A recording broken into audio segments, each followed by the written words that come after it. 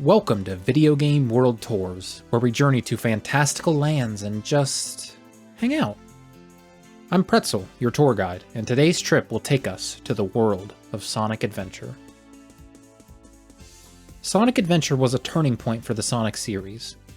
It was the first major 3D Sonic game, and with that came some interesting artistic decisions.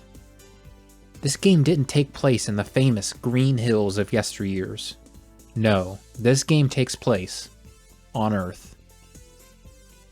Or at least a planet that seems like Earth. What were once green hills now rest city buildings.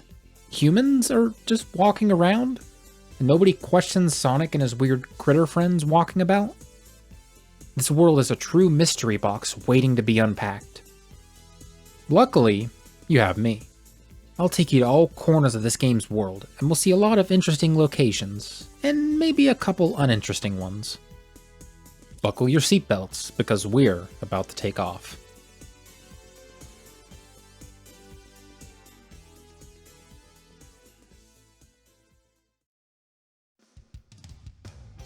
I hope I'm not starting the show with a showstopper, but let's head over to Station Square. This place is the heart of this game's vibe. It was Sonic's first foray into interacting with normally proportioned human characters, and it's kinda weird, right? It doesn't feel like an anthropomorphic blue hedgehog should exist in the same world as slightly animeified normal humans.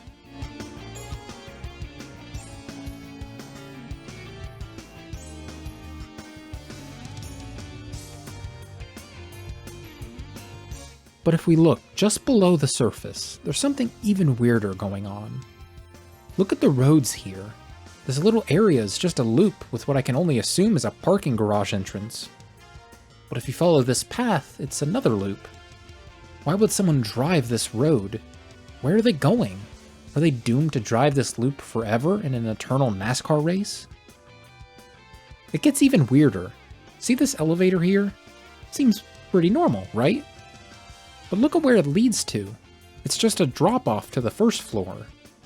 The only way for Sonic to get in the elevator is to push the button on the other side of the room and lightspeed dash in there. What's the point of this elevator? I know it holds an upgrade for Sonic, but what's the point of it in-world? How would a normal human access it? And it gets even weirder. To be able to lightspeed dash, you need to get an upgrade in the sewers. So you drop through the street and you're down there. Your only way out, though, is jumping onto this raised ledge. How is a human expected to do that? You go through a little bit and you see what seems like important control panels or machinery of some kind, and the only way out of that room is through a lightspeed dash. This area is completely locked off from normal, non-lightspeed dash capable humans. I bring all these up not to dunk on the game. I bring them up as context for how they make the world feel. You could play the Steam version of this game with the highest resolution and the new models, but the game still feels like something from the 90s. They didn't have the technological capability to make a huge city for Sonic to traverse, so they just made a tiny little city block for him to explore.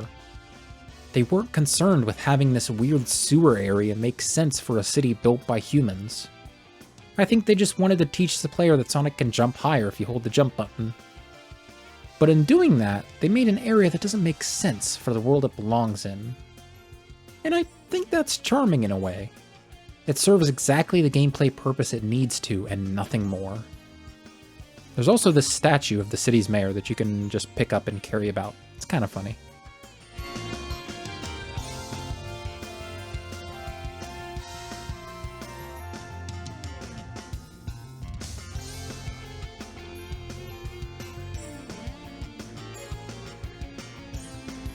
Station Square is where you're really confronted with the dissonance of furry animals and not-so-furry humans. But where other games might lampshade that aspect of the world or treat it with disdain, Sonic Adventure kind of embraces it. Characters greet Sonic like he's a normal part of the world. They give him directions and talk about their personal lives to him. The weird contrast is handled in earnest. And that's why I love Station Square. The game isn't ashamed of being what it wants to be.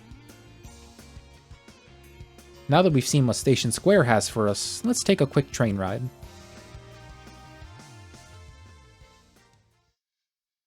The Mystic Ruins is a really awesome place. In contrast to the bustling city and upbeat music to Station Square, the Mystic Ruins is much more calm and soothing. It seems like humans have just discovered this place, because there's a lot of archaeologists running about. I like a good, peaceful, untouched by humanity place in games. My favorite area in this zone is just at the end of Tails' runway. You run down it with the camera behind you, then it pulls back a bit to emphasize the scale of the landscape.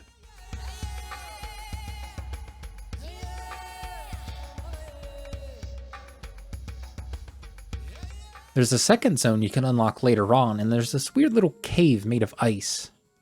The way it's just sticking out of the side of this mountain tunnel feels very video gamey. They wanted to make a snowy level, but didn't quite know how to integrate it with the existing adventure areas. It doesn't make a lot of sense that this would actually exist, but it's a cozy little place.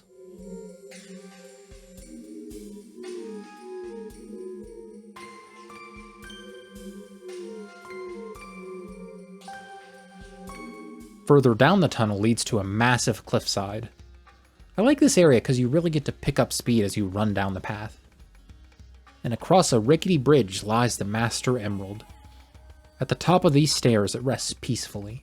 The ruins surrounding the landmark make it feel like this area has existed for quite a while and will continue to exist long into the future.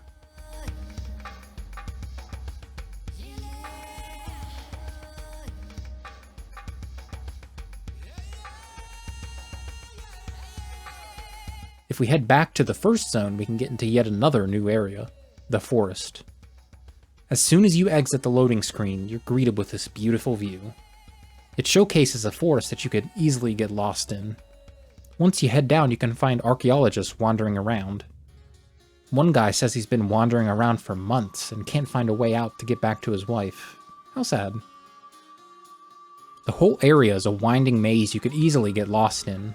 If you wander around enough, you might just find this little area. I really like this spot for some reason. It's kinda hard to describe, but this is peak early 3D game to me. You're in a room with a perfectly flat plane for the ground, with only a blurry texture to give depth. And the walls are adorned with this beautiful mural. I say walls, it's supposed to be trees, but the fact you can tell that it's just a flat rectangle with the crustiest image of a forest you've ever seen is cute. The developers were doing the best they could at the time. And of course, it's important to remember the game was meant to be played on a CRT, so this looked a lot better back then. The last area of importance in the Mystic Ruins is Big the Cat's house. Man, I just look at his pad and can't help but think he's living the good life. He's got a nice comfy bed, fishing rods. What else could a giant cat need? I would love to live here.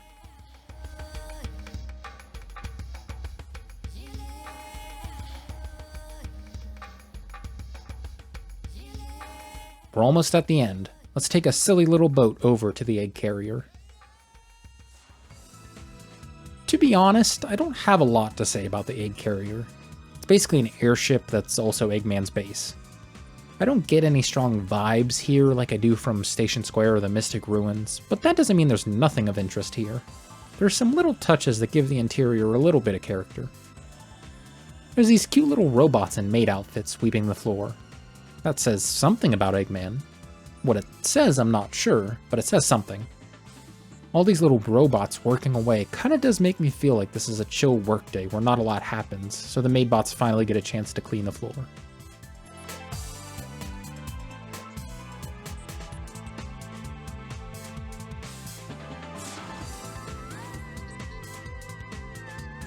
There's some more characterization of Eggman on the other side of the vessel.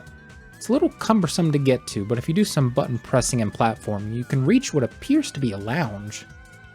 It almost feels out of place, but it does make sense that Eggman would want a place to relax in between bad guy plans. So he has some books and a nice couch. There's also a... what is this? A washing machine? You press a button near it, it calms down, and a bed falls from the wall? This whole room has late 80s, early 90s movie bad guy vibes, especially with the fold-away bed. Across the wall is another room, a room that houses all kinds of games and attractions. There's slots on the walls, little machines here that go back and forth like you'd see at a grocery store. and also an airplane spinning on the ceiling, like a baby would have above their crib. I don't know what to make of this place, but it's weird, and I had to talk about it. I can't imagine what purpose Eggman would have for this room, and I think that's hilarious. Before we leave, we'll take one quick stop in the pilot's room. I really like all these mechanical pistons and levers just working away. When I noticed them while recording this footage, I thought about what these machines actually do. What does this thing do, and why are these parts moving? Is it an air filtration system? Does it purify water? Of course, once I stopped and noticed the machines, I've already given them more attention than the developers thought anyone would, so it's best just to move on. Like I said, the egg carrier isn't really as interesting as the other two adventure fields, but it does have little bits of characterization that turn it from generic bad guy base number 23 into Eggman's base. Before we reach my favorite area in the game, let's visit a few more locations rapid fire. There's an area in the Speed Highway stage that perplexes me.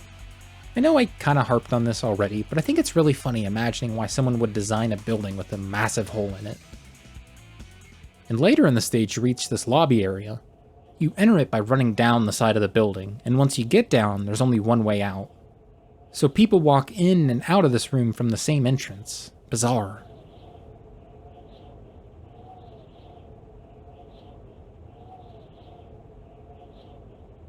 Next is a small little area in the Lost World stage when you visit as Knuckles. The design of the area makes this place feel ancient. The name of the stage, Lost World, implies a long-forgotten area that you found your way into. The aesthetic is cool and all, but there's a little area you can get to that I really like. It's a tiny little pond with sand. In the sand is a hole that takes you down. You jump down there and discover a slightly bigger pond with a strange structure in the middle. It's a bizarre scene hidden away in an otherwise normal stage. I think the contrast of bright sand and water compared to the grimy textures of the wall make this room stick out to me. It's an oasis in an area where everything else is degrading.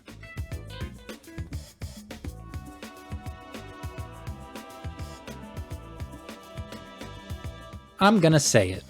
I like the vibes of the Big the Cat stages. I didn't like the gameplay when I was a kid, and I still kinda don't now, but I like how you're just plopped in a sectioned off area of a stage you played in as another character. You don't speed through or rush all over the place trying to destroy stuff. You chill out and do some fishing. Emerald Coast is obviously the best fit for that, and everything is serene about this scene. The music, the water, the skybox. It makes you wish you took a vacation to Emerald Coast yourself.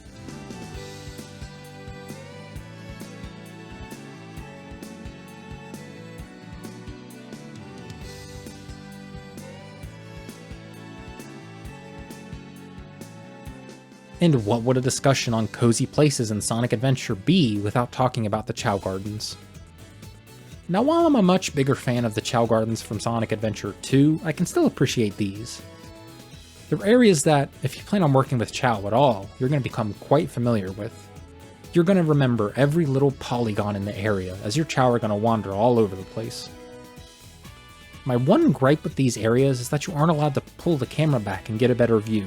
You're stuck at this practically straight-on angle, and you can't get a good look at the whole room. But other than that, it's a chill place to hang out with your little friends. With that, we arrive at our final stop. It's a location that you only get to visit a couple times during the story, and once you leave, you can't return. I'm talking about the Mystic Ruins Temple. This particular visit happens to Tails through a dream. He's transported thousands of years into the past and gets to see the ancestors of Knuckles, the Echidna tribe. I think the layout of this place is what I find most fascinating. It's an area you can rush through in like 3 seconds if you go where you're supposed to. But if you want to take in the scenery, you're free to explore. The first thing that sticks out to me is how flat everything is. The roofs of the buildings are flat, the sides of buildings are flat, and the ground itself is mostly flat. There's obviously stairs that lead to different levels, but the ground is the flattest of planes. There's no variety in how the terrain is leveled, it's just the top of a cube. You're stuck with raw textures. The stone path and the grass here are on the same plane. There's no raised edge or curb. Some building roofs are just plots of grass. And there's also these little terraces that are just jutting out of some buildings. There's so many little areas like that you can discover all over the place. It's neat. This is a location that might not have stuck out in my head if it was a place you constantly came back to. But it's not. It's an area you can only walk around in a couple times throughout the game, and if you want to see it again, you have to start a new save. Because of that, and how quickly you can progress through it, Sonic Team obviously didn't spend too much time developing this area. They wanted to give it the bare minimum of attention they could to make it feel like a real temple ground, so if the player did decide to deviate from the objective and walk around, they feel like it wasn't just a facade. No invisible walls to keep you on the narrow path to your goal, you're free to explore as you want.